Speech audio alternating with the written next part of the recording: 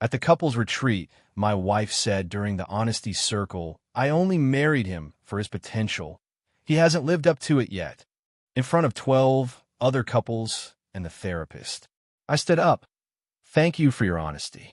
Then I walked out, drove home, and called a divorce attorney from the parking lot. Her call came when she realized I'd actually left. Original post. I, 36 male, have been married to my wife for 7 years. Together for 9 years total. We met through mutual friends at a birthday party, dated for 2 years, had a nice engagement, did the whole wedding thing with about 150 guests, bought a house in the suburbs. The American dream, supposedly. Quick background on me. I'm an electrician. Have been since I was 19 when I started my apprenticeship. I went through a 4-year program, got my journeyman license at 23, and 5 years ago, I earned my master electrician certification. I run my own small business now. Just me and 2 employees doing residential and light commercial work. I make decent money. Not wealthy, but comfortable. Around $95,000 last year, after business expenses. My wife works in pharmaceutical sales for a major company. She makes about $120,000 annually when you factor in her bonuses. She's always made more than me, and that has genuinely never bothered me. Different careers, different compensation structures. We split household bills proportionally based on income, which always seemed fair to both of us. Here's the thing, though. Over the past couple of years, I started noticing comments from her. Little jabs that didn't quite land like jokes. When are you finally going to expand the business? My friend's husband just made partner at his law firm. I thought by now you'd have at least 10 employees working for you. Nothing overtly cruel, just this constant low-grade pressure suggesting I wasn't quite measuring up to some invisible standard she had in her head. She's the one who suggested the couple's retreat. Said we needed to reconnect and work on our communication patterns. I figured sure, why not? Marriage requires effort. The retreat was a weekend program at a conference center, $1, $800 total for both of us, which she paid for since it was her idea. 12 other couples attended, 2 licensed therapists ran various exercises, the whole structured therapeutic experience. Saturday afternoon, we did something called the Honesty Circle. Everyone sits in a large circle, and you're supposed to share something true about your relationship that you've been afraid to say out loud. The lead therapist emphasized multiple times that this was a safe space, and that vulnerability builds lasting connection. Couple after couple shared their truths. One guy admitted he felt unappreciated at home. One woman said she was scared her husband didn't find her attractive anymore after having kids. Real, human, tender admissions. Several people were crying. It was actually kind of beautiful, honestly. I was impressed by how open everyone was being. Then it was my wife's turn. She took a deep breath, looked at me for a moment, then looked at the entire group assembled around us, and said, "I guess my truth is, I married him for his potential. I saw what he could become, not what he actually was. And after 7 years of marriage, I'm still waiting. He hasn't lived up to it yet." The room went completely silent. Not uncomfortable silence, shocked silence. I could feel 24 pairs of eyes shifting between us. The lead therapist's mouth actually opened slightly, like she wasn't sure what to do with that. My wife continued, apparently not reading the room at all. "I thought he'd grow, build something bigger than what he has, be more ambitious about his future. But he's just comfortable where he is. And I'm honestly tired of waiting for him to finally become the man I married him to be." Someone in the circle coughed awkwardly. The therapist started to say something about, "Thank you for sharing your truth," but I was already standing up from my chair. I looked at my wife. She seemed surprised by my reaction, like she expected me to just absorb it, process it silently, have a productive therapeutic conversation about her feelings later in private. I said, "Thank you for your honesty. I really mean that." Then I walked out of the room. I heard her call my name as the door closed behind me. I didn't stop walking. I went straight to our assigned room, grabbed my overnight bag that I hadn't fully unpacked yet, and walked directly to the parking lot. I'd driven us there in my truck. She'd have to figure out her own transportation home. I sat in my truck for about 5 minutes, just focusing on breathing. My hands were shaking slightly against the steering wheel. 7 years of marriage. 9 years together total. And she'd apparently spent that entire time waiting for me to transform into someone else. I pulled out my phone and Googled divorce attorney near me. Found a firm with excellent reviews that advertised a 24/7 answering service for urgent matters. Called and left a detailed message explaining my situation. Asked for a consultation appointment as soon as humanly possible. Then I started driving home. About 40 minutes into the drive, my phone rang through the Bluetooth. My wife. I answered. Her. What is happening right now? You just left? You walked out. Me. Yeah. Her. We're in the middle of a therapy retreat that I paid for. You can't just walk out like that. Me. I actually can walk out. I just did. Her. This is so incredibly immature of you. I was being honest. That's literally what we were supposed to do in that exercise. Me. And I genuinely appreciate that honesty. Now I know exactly how you really feel about me. I'm not the man you thought you married. Good to finally know. Her. That's not. I didn't mean it like that. I was sharing my feelings in a safe space. You're supposed to hear me, not run away. Me. I heard you perfectly fine. You married me for my potential, not for who I actually am. 7 years later, I'm still a disappointment to you. Message received loud and clear. Her. You're twisting my words around. Me. I'm quoting them, word for word, which you said in front of 12 other couples and a licensed therapist. She went quiet for a second. Then, are you seriously driving home right now? Alone. Me. Yes. Her. How am I supposed to get home from here? Me. Uber. Rental car. Ask one of the other couples for a ride. You're a resourceful person. Figure it out. Her. This is absolutely insane behavior. You're acting completely crazy. Me. I'm acting like a man who just discovered his wife settled for him and has been waiting 7 years for him to become someone worthy of her. I'm going home. You can find your own way back. I hung up. That was last night. She ended up getting a ride back with another couple from the retreat. I know because the husband texted me around 8 p.m. asking if everything was okay and mentioning they were driving her home. She got to the house around 11 p.m. I was already in the guest bedroom with the door locked. She banged on it for roughly 20 minutes, alternating between crying and yelling and demanding I come out and talk like a mature adult. I didn't open the door. Not once. This morning, I had my consultation call with the divorce attorney. Monday at 2 p.m., I'm going into his office for a comprehensive meeting to discuss all my options. My wife has been texting me nonstop since yesterday. The recurring themes are, I'm massively overreacting. She didn't mean it the way it sounded. I'm punishing her for being vulnerable in therapy. I need to stop being so ridiculously sensitive. If I actually loved her, I would stay and work on this together. That last one is pretty ironic coming from someone who just admitted she married me hoping I'd eventually become a different person. Reddit. I know divorce is an enormous step. I know marriages go through rough patches and people work through hard things all the time. But this wasn't a rough patch. This was her telling me, publicly, in front of strangers, in what was supposed to be a therapeutic healing setting, that she spent our entire marriage disappointed in who I fundamentally am. I'm not interested in spending another 7 years trying to become good enough for someone who never thought I was good enough from the start. Am I being too hasty about this? Part of me wonders if I should at least hear her out in a real conversation. But another part of me thinks, she said out loud, in front of everyone. She meant every word. What exactly is there to hear out? Update 1, 5 days later. This blew up way more than I expected. Thank you to everyone who commented, both the supportive messages and the people who said I should at least have one real conversation with her. You all gave me a lot to think about. Here's what's happened since Saturday. Monday, I met with the divorce attorney in person. Nice guy, very direct and practical. He explained that in our state, divorce is no fault, meaning her comments at the retreat don't really affect the legal proceedings. What matters is asset division. And since we've been married 7 years with no children, it's relatively straightforward compared to most cases. The house is the major asset. We bought it 5 years ago. Both our names are on a mortgage and deed. We've built approximately $180,000 in equity through payments and appreciation. In an equitable distribution state like ours, that gets split roughly 50-50, meaning we'd either sell the house and divide the proceeds, or one of us buys out the other's share.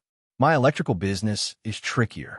I started it 2 years before the marriage, but it's grown significantly during the marriage, so a portion of its current value could legally be considered marital property. The attorney warned me this would likely be the main point of contention in proceedings. I left that meeting feeling strangely calm. Having a concrete plan made everything feel more manageable somehow. My wife, however, was definitely not calm. Monday night, she finally cornered me when I emerged from the guest room to grab food from the kitchen. She'd clearly been waiting. We absolutely need to talk. This silent treatment is completely ridiculous. Me? Okay, go ahead and talk. I'm sorry if what I said hurt you, but you need to understand where I was coming from with that. I was being honest about my feelings. That's literally what the exercise was designed for. Me? I understand exactly where you were coming from. You married me thinking I would eventually become someone different, someone more ambitious, someone who makes more money, someone better than who I am. And I haven't become that person. That's not. You're oversimplifying everything. Me? How would you prefer I complicate it? I love you. I've always loved you. I see so much potential in you that you're not using. And it's genuinely frustrating to watch you not reach for it. Me? Reach for what exactly? I have a successful business. I make good money. I enjoy my work. I provide for our household. What exactly am I supposed to be reaching for? More. Growth. You could have a dozen employees. You could expand into commercial projects. You could. Me? Could what? Make as much money as you do. Is that what this has always been about? She went quiet. Me? I met with a divorce attorney today.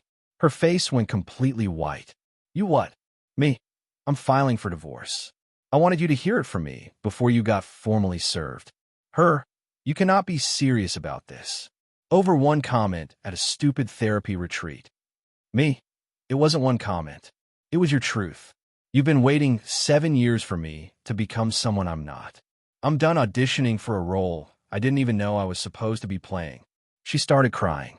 Please don't do this. I made a terrible mistake. I spoke without thinking about how it would sound. Me? You didn't speak without thinking. You had the entire therapy session to consider what you wanted to share. You chose that. That's how you genuinely feel. And I can't unknow it now. She grabbed my arm desperately. I'll go to therapy. Individual therapy. Twice a week. I'll work on this. Please just give me one more chance. Me? I gave you 7 years. That was the chance. I returned to the guest room. She cried outside the door for roughly an hour. I'm not proud of how unmoved I felt. But honestly, I felt nothing except exhaustion. Just profoundly tired. Tuesday, her mother called me. I've always had a decent relationship with my mother-in-law, but this conversation deteriorated fast. I understand you're hurt, but you really need to think about what you're throwing away here. Me? I'm not throwing anything away. Your daughter told a room full of strangers that I've been a disappointment for our entire marriage. She didn't mean it the way you're taking it. She was expressing a desire to grow together as partners. Me? No. She was expressing frustration that I haven't grown while she waited and watched. That's not partnership. That's treating me like a project. Marriage requires compromise. Sometimes we say things we don't really mean. Me? She meant it. I saw her face when she said it. She looked relieved to finally say it out loud. You're being vindictive about this. This is about your wounded ego. Me? This is about refusing to spend another 7 years being evaluated like a stock that hasn't hit its projected value. She hung up on me.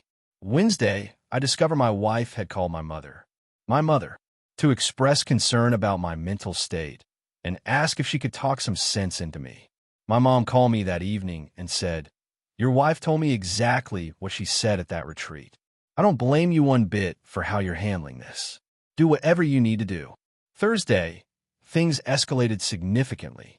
I came home from work to find my wife had moved all my belongings out of the guest room and back in a master bedroom. Just physically relocated everything. My clothes, phone charger, laptop, toiletries. All of it. You're not sleeping in the guest room anymore. This arrangement is absolutely ridiculous. We're married. Married people sleep in the same bed. Me, you don't get to unilaterally decide that. Her, it's my house too. Me, actually, until the divorce is finalized, we both have equal legal right to all spaces in this house, including the guest room. Moving my belongings doesn't change anything. I moved everything back. She stood in the doorway watching me, arms crossed tightly. Her, you're really going through with this? Throwing away 7 years of marriage. Me, I'm not throwing away anything. I'm accepting reality that you were never truly happy with who I actually am. You were waiting for me to become someone else. I won't become that person. Her, God, you're so incredibly stubborn. This is exactly why we have problems. You never listened to me. Me, I listened. At the retreat, in front of everyone. I heard every single word. She slammed the door so hard a picture fell off the hallway wall and the glass cracked. Friday, I got a text from her sister. It said, I know you're going through a hard time, but my sister is absolutely devastated by this. Can you please just hear her out? 7 years is a long time to give up over one difficult moment. I replied, it wasn't one moment. It was her truth. She told me what she's been feeling for 7 years. I believe her. Her sister didn't respond after that. Update 2, 12 days later. Things have gotten significantly messy, eh? Let me catch everyone up. After my last update, my wife shifted tactics entirely. The crying and desperate pleading stopped. Instead, she went completely cold. Wouldn't speak to me, wouldn't acknowledge my presence, acted like I was invisible in our own house. Fine by me. I could work with that. Actually made day-to-day life easier. Then Monday happened. I came home from work to find her and her best friend sitting in our living room going through old photo albums and speaking in hushed tones. They stopped immediately when I walked in. Her friend looked at me with undisguised contempt. Her friend, I honestly can't believe you're doing this to her. She made one mistake. Me, I don't recall asking for your opinion. Her friend, she's lost 8 pounds from the stress. She can barely sleep at night. She genuinely loves you, and you're throwing her away like garbage. Me, she told a room full of complete strangers that I'm a disappointment who hasn't lived up to her expectations. That's not a mistake. That's a revelation. Her friend, people say things in the heat of the moment that they don't mean. Me, she meant it. And even if I pretended she didn't, even if we chalked it up to poor word choice, I now know that somewhere deep in her brain, that thought exists. That I'm not good enough. That I never was. I can't unknow that information. Her friend turned to my wife. He's completely impossible. You're honestly better off without him. My wife started crying again. Her friend comforted her on the couch. I went to the guest room. Tuesday, I got served at work. Not with divorce papers, I was the one filing those. No, my wife had filed for a temporary restraining order against me. Yeah, a restraining order. The petition claimed I had been emotionally abusive throughout our marriage and that she feared for her safety. No specific incidents were listed beyond vague accusations of controlling behavior and refusing to communicate and financial threats. My attorney was furious when I called him. Not because the restraining order had any chance of being granted. It didn't, and we both knew it, but because it was clearly a tactical maneuver. If she somehow got a temporary restraining order approved, I'd be forced to leave the house immediately, which would give her exclusive possession and significantly strengthen her position in the divorce negotiations. We went before a judge Wednesday morning for an emergency hearing. My wife showed up with her own attorney. Apparently she'd retained one, which I expected would happen eventually. She looked nervous but determined. Her attorney presented the case: emotional abuse, controlling behavior, refusing to engage in marital discussions, abandoning her at the couple's retreat. My attorney responded systematically. I left a therapy session after my wife publicly humiliated me in front of strangers. I've been sleeping in the guest room of our shared home. I haven't raised my voice once, threatened her in any way, or done anything remotely warranting a protective order. This petition is a transparent attempt to manipulate the divorce proceedings by forcing me out of the marital home. The judge looked at my wife directly and asked, "Ma'am, has your husband ever physically threatened you?" Broken objects? Blocked you from leaving the house. My wife hesitated noticeably. No, but, Judge, has he ever verbally threatened to harm you in any way? Wife, he's been cold and distant with me. Judge, that's not what I asked. Has he threatened you? Wife, no. Judge, has he ever been physically intimidating toward you? Wife, he won't talk to me. He won't even look at me most of the time. Judge, that's not abuse, ma'am. That's a man who doesn't want to be married to you anymore. Petition denied. Her attorney tried to argue further. The judge shut it down immediately. We were finished in 15 minutes. In the courthouse hallway afterward, my wife approached me. I can't believe you actually did this to me. Me, I did this? You tried to get me thrown out of my own house with a fabricated restraining order. It's not fabricated. I feel genuinely unsafe. Me, you feel uncomfortable. That's completely different. And now a judge has documented that you're willing to make false claims in court filings. Her attorney physically pulled her away before she could respond. My attorney was satisfied with the outcome. That ruling is going to look terrible for her credibility in the divorce proceedings. Judges absolutely despise people who abuse the protective order system. Here's where things actually get interesting. Thursday, I received a call from an unknown number. Turned out to be one of the husbands from the couple's retreat. The same one who'd texted me asking if everything was okay.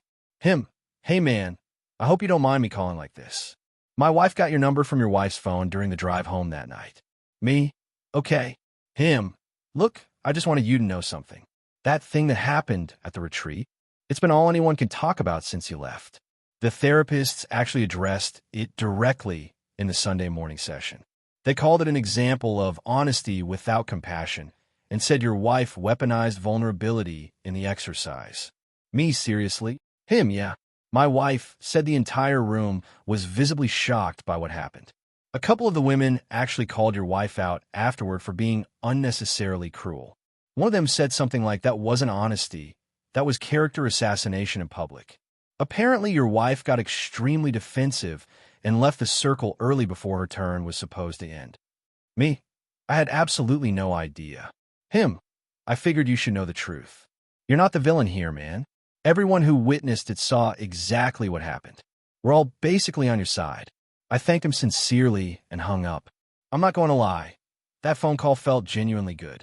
Not just the validation, but knowing that completely neutral observers interpreted the situation the same way I did. I wasn't being crazy. I wasn't overreacting. She said something truly terrible, and even a room full of strangers recognized it immediately. Friday, my wife tried a completely new approach. She left a handwritten letter outside the guest room door. 3 full pages in her careful handwriting. The main points. She loves me and always has throughout everything. She expressed herself extremely poorly at the retreat. She's been seeing an individual therapist who helped her realize she has unrealistic expectations about marriage. She desperately wants us to try couples therapy together. She's willing to sign a post-nuptial agreement promising she'll never use any potential future earnings disparity against me in divorce. She'll do literally anything to save this. Marriage. I read it twice, carefully. Then I placed it in a folder with my other divorce-related documents. Saturday morning, I gave her my response. Face to face in the kitchen. Me, I read your letter. Her, hopeful. And, what did you think?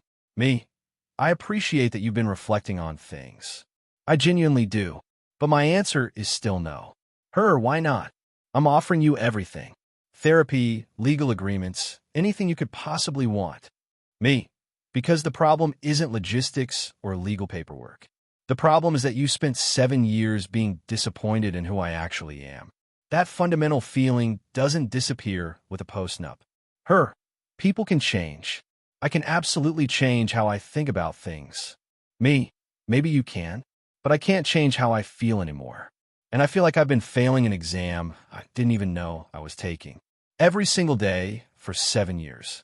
Her, that's not. I never intentionally made you feel that way. Me, the constant comments about expanding the business. The comparisons to your friends' more successful husbands. The disappointed sighs when I came home excited about a job, and you'd ask, is that all there is? You may not have consciously meant to make me feel inadequate, but you absolutely did. And now I finally understand why. You were waiting for me to level up into someone better. And I never did. She was crying again. So that's just it? You won't even try to work on this? Me? I tried for 7 years. I just didn't realize what I was trying for. Final update, 3 weeks later. This is probably my last update on this whole situation. Things have largely resolved, though not exactly how anyone predicted. The divorce is proceeding through the system. My wife's restraining order stunt actually backfired significantly. My attorney submitted the judge's dismissal ruling as evidence of her pattern of manipulation, which meaningfully strengthened my negotiating position on the business valuation dispute. Speaking of which, my attorney and her attorney finally hammered out the financial details. Here's the final outcome. The house, we're selling it. Neither of us wants to continue living there with all the memories. After paying off the remaining mortgage and covering all the transaction fees, we'll each walk away with approximately $82,000 from the equity. I'm okay with that outcome. My business, this was the real fight.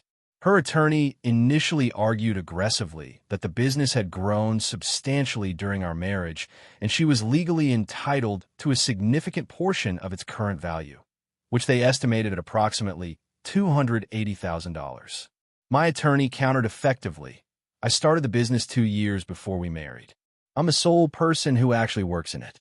She never contributed any capital, labor, or professional expertise to its operation. The growth was entirely due to my individual work, not our marriage. We went back and forth for nearly 2 weeks. Finally settled on her receiving $35,000 as a one-time payout for her marital interest in the business. It stings to write that check, but my attorney emphasized we could have been looking at $100,000 plus if we'd gone to trial and lost. I'll take the certainty of settlement over the risk of litigation. Other assets split essentially down the middle.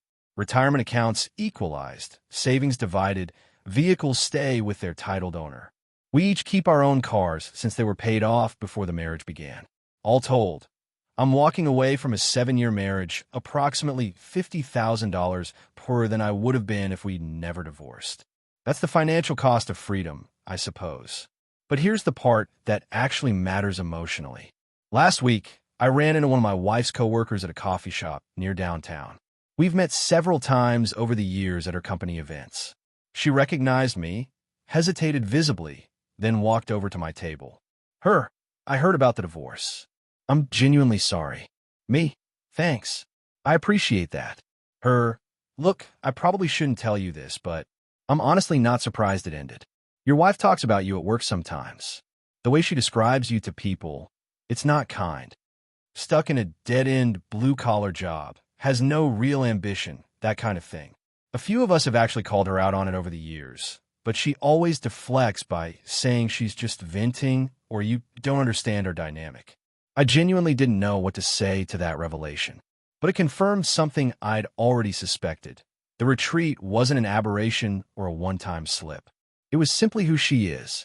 She's apparently been telling everyone in her life, friends, family members, co-workers, that her husband is a disappointment. I was just the last person to finally hear it directly.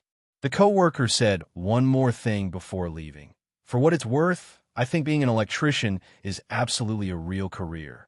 My dad was an electrician his whole working life. He raised 4 kids comfortably on that salary and retired with dignity. Anyone who thinks that's somehow not enough doesn't deserve to be with you. I nearly cried sitting in that coffee shop. Nearly. My wife requested one final meeting before the divorce papers were signed. She asked to meet somewhere neutral, a small diner near our house that we used to go to for breakfast sometimes. I agreed to it, figuring at that point, what did I have left to lose?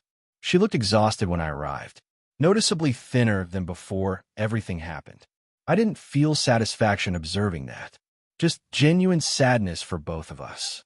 I need you to understand something before this is completely final. I didn't marry you for your potential. I married you because I genuinely loved you. Somewhere along the way, I got completely caught up in what I thought our life was supposed to look like. What I imagined other people's lives looked like from the outside. I compared us to couples who don't actually matter.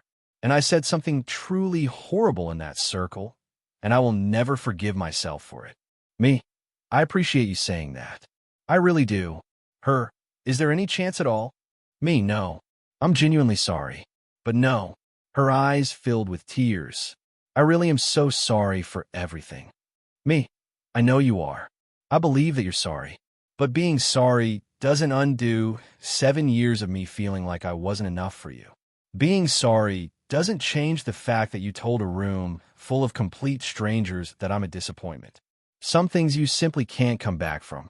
She nodded slowly, didn't argue or try to convince me otherwise.